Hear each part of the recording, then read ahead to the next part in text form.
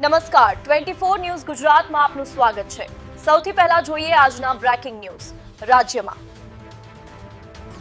સાંતલપુર તાલુકાના બકોત્રા ગામે રાત્રિના સમયે શોર્ટ સર્કિટના કારણે એક દુકાનમાં ભીષણ આગ લાગવાની ઘટના સામે આવી છે।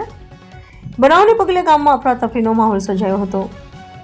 પ્રાપ્ત વિગતો મુજબ રાત્રે અચાનક દુકાનમાંથી ધુમાડો નીકળતો જોવા મળ્યો હતો। આસપાસના લોકો દોડી આવ્યા ત્યારે દુકાનમાં આગ ભભૂકી રહી હતી।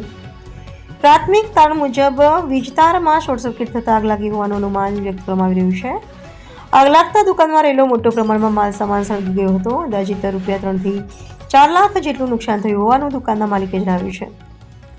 દુકાનમાં રાખેલ દૈનિક ઉપયોગની વસ્તુઓ, સ્ટોક અને અન્ય સામાન સંપૂર્ણ રીતે બળીને ખાક થઈ ગયો હતો।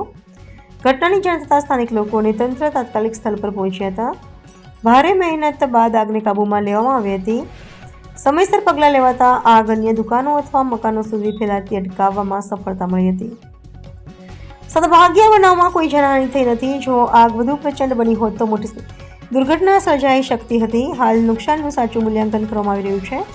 આ બનાવને પગલે ગ્રામજનોમાં ચિંતા અને શોકનો માહોલ છે। સ્થાનિકો દ્વારા વીજ વ્યવસ્થાની યોગ્ય તપાસ અને સુરક્ષા વ્યવસ્થા મજબૂત કરવાની માંગ ઉઠી રહી છે। રિપોર્ટર ભગતસિંહ જાડેજા, સાંતલપુર।